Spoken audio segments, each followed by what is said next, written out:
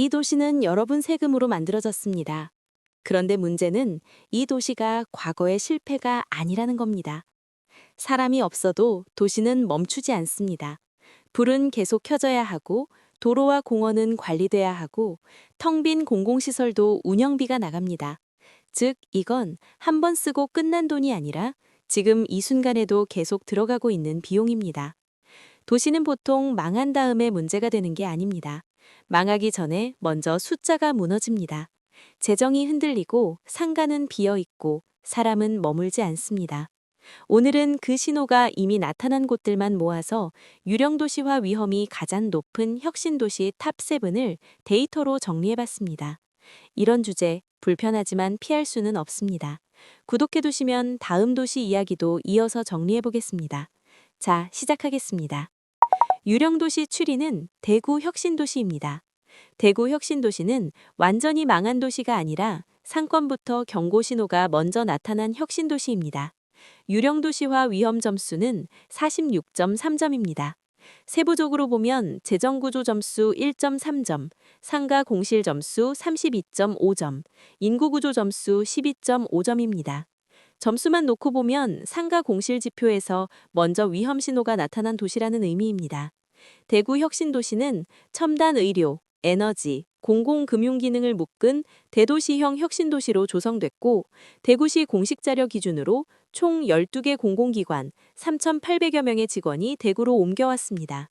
3,800명이면 웬만한 대기업 본사급인데 왜 상가는 텅 비었을까요? 그들은 점심만 먹고 퇴근 후엔 썰물처럼 빠져나갔기 때문입니다. 소비 인구로 남지 않는 구조인 것입니다. 대구 혁신도시는 광역시 내부에 위치해 출퇴근이 가능하고 이전 기관 직원 상당수가 이미 대구 도심에 생활 기반을 두고 있습니다. 그래서 근무 시간 이후 소비는 동성로, 수성구 같은 기존 상권으로 빠져나가고 혁신도시는 업무 공간으로만 쓰이는 패턴이 굳어졌습니다. 여기에 더해 유동인구가 충분히 형성되기 전에 상업시설이 대규모로 먼저 공급되면서 상권이 자연스럽게 성장할 시간을 갖지 못했고, 그 결과가 상가 공실률 약 35% 수준이라는 숫자로 나타났습니다. 다만 대구는 광역시 재정과 기존 도심 인프라라는 안전판이 있어 당장 유령도시로 분개될 가능성은 낮은 편입니다. 그래서 대구 혁신도시는 실패한 도시라기보다는 상권에서 먼저 구조적 경고가 나타난 단계의 혁신도시로 보는 게 맞습니다. 하지만 다음 도시부터는 이런 광역시 안전판조차 없는 곳들입니다. 6위는 어디일까요? 바로 충북 혁신도시입니다. 충북 혁신도시는 도시 분절 이원화 구조가 고착된 혁신도시입니다. 이름은 하나인데 쓰레기 봉투도 다르고 택시 할증도 붙습니다.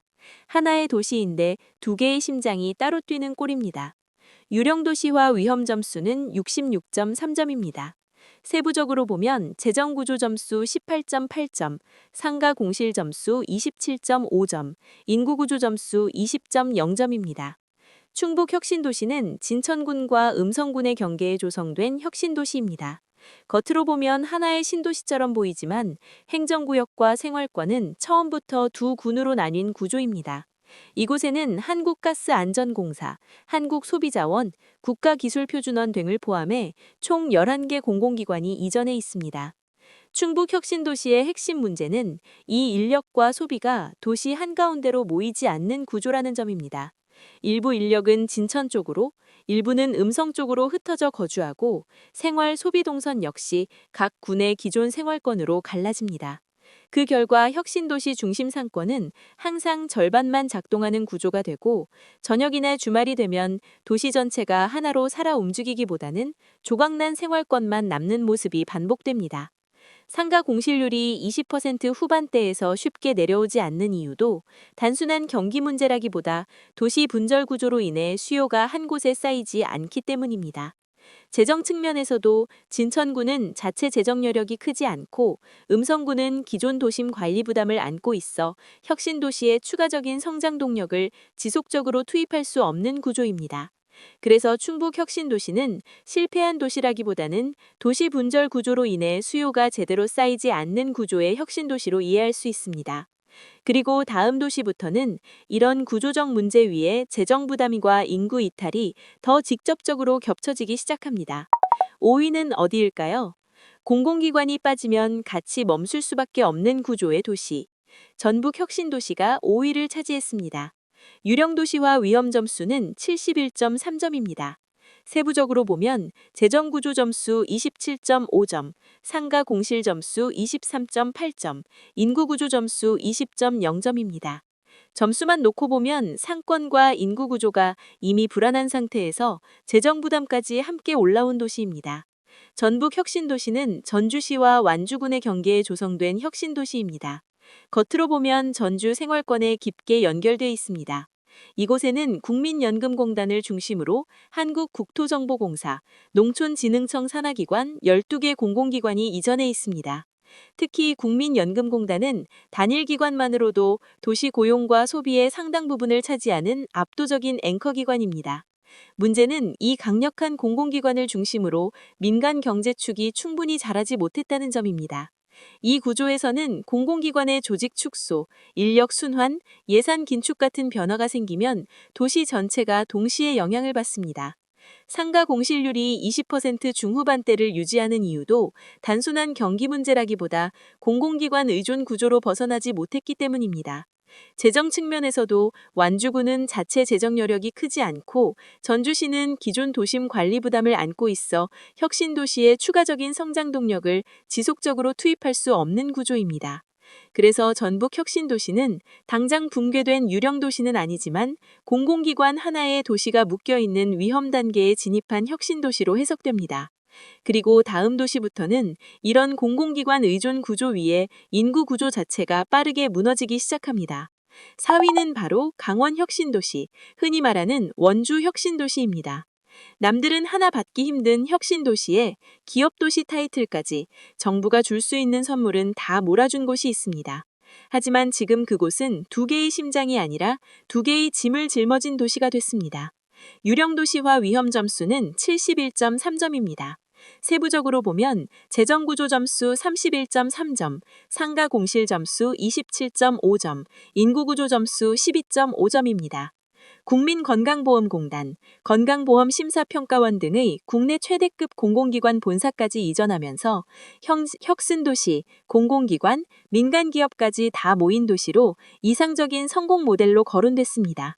공공기관 이전 후에는 의료, 보건산업을 중심으로 대형 병원, 의료기기 기업, 연구소가 연쇄적으로 들어올 것이라는 전망도 많았습니다.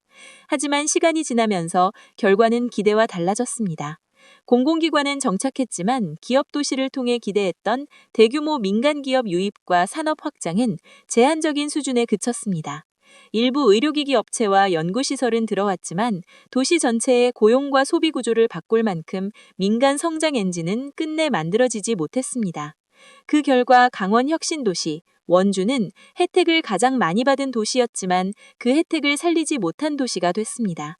상권 역시 비슷한 흐름을 보입니다. 평일 점심시간에는 유지되지만 저녁과 주말에는 급격히 힘이 빠지고 상가 공실률은 20% 중후반대에서 쉽게 내려오지 않습니다. 인구구조도 마찬가지입니다. 이전 초기에는 30대, 40대 공공기관 인력이 유입됐지만 이후 청년층과 신규 가구 유입은 뚜렷이 늘지 않았습니다. 재정 측면에서도 원주시는 혁신도시, 기업도시를 동시에 관리해야 하는 구조가 되면서 유지비용 부담이 점점 커지고 있습니다. 그래서 강원 혁신도시는 실패한 도시라기보다는 가장 많은 기회를 받아도 그만큼의 성장을 만들지 못한 도시로 이해하는 것이 더 정확합니다. 그런데 문제는 이런 도시는 아직 사람이 남아있는 편이라는 겁니다. 3위는 제주 혁신도시입니다. 제주 혁신도시는 도시가 실패해서 위험한 곳이 아닙니다. 애초에 사람이 살도록 설계되지 않은 혁신도시입니다. 유령도시와 위험 점수는 76.3점입니다.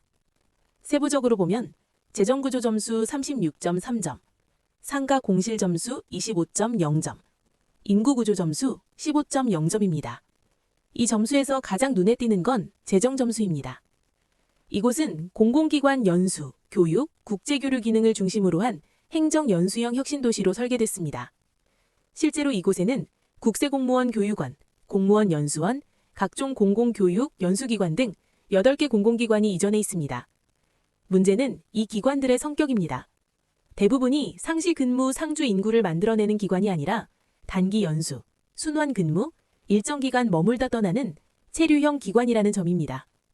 그 결과 제주혁신도시는 평일에도 유동인구가 제한적이고 주말이 되면 도시 전체가 급격히 비어 보이게 됩니다.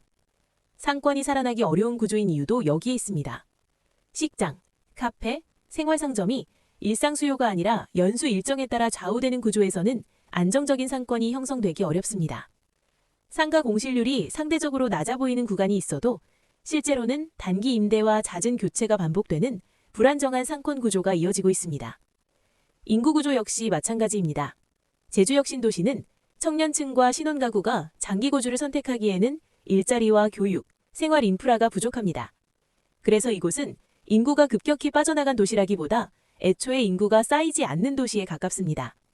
그런데도 도로, 공원, 문화시설, 공공청사는 일반 혁신도시와 동일한 수준으로 조성돼 있습니다.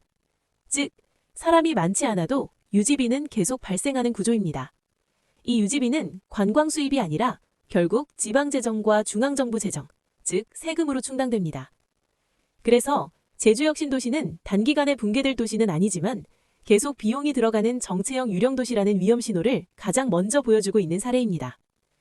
그렇다면 2위는 어디일까요? 바로 광주 전남 혁신도시입니다. 이 도시는 공공기관이 너무 커서 오히려 도시가 버티지 못하는 구조에 가깝습니다. 유령도시와 위험점수는 90.0점입니다. 세부적으로 보면 재정구조 점수 35.0점, 상가 공실 점수 37.5점, 인구구조 점수 17.5점입니다. 이 점수는 단순한 경고가 아니라 도시구조가 임계점에 가까워졌다는 신호입니다.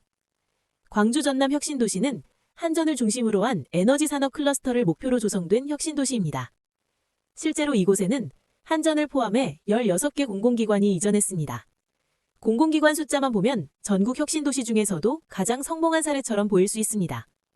하지만 문제는 이 도시의 경제구조가 한전이라는 단일 초대형 기관에 지나치게 의존하고 있다는 점입니다. 한전은 규모가 크지만 민간 기업과의 연쇄 고용, 지역 상권으로 확산되는 소비 효과는 기대만큼 크지 않았습니다. 특히 근무 인력의 상당수가 주중에만 체류하고 주말에는 광주나 수도권으로 이동하는 주중도시 구조가 고착됐습니다. 그 결과 상권은 평일 점심시간에만 반짝이고 저녁과 주말에는 빠르게 비어버리는 패턴이 반복됩니다. 실제로 광주 전남 혁신도시는 상가 공실률이 전국 혁신도시 중에서 가장 높은 수준으로 나타납니다. 재정구조도 문제입니다. 나주시는 자체 재정 너력이 크지 않은 상황에서 대규모 혁신도시 인프라를 떠안고 있습니다. 도로, 공원, 문화시설, 공공청사. 사람이 많든 적든 유지비는 계속 발생합니다. 그리고 이제 남은 마지막 도시는 이 모든 문제들이 한꺼번에 겹쳐진 곳입니다. 유령도시 1위, 그곳은 바로 경북혁신도시, 김천혁신도시입니다. 사람은 떠났지만 세금은 계속 들어가는 도시입니다. 유령도시와 위험점수는 97.5점, 사실상 만점에 가까운 점수입니다. 세부적으로 보면 재정구조 점수 37.5점, 상가 공실 점수 37.5점, 인구구조 점수 22.5점입니다. 세 지표에서 모두 동시에 위험 구간에 들어간 유일한 도시입니다. 김천혁신도시는 도로, 교통산업 특화 혁신도시를 목표로 조성된 혁신도시입니다. 한국도로공사, 교통안전공단 등 12개 공공기관이 이전했습니다.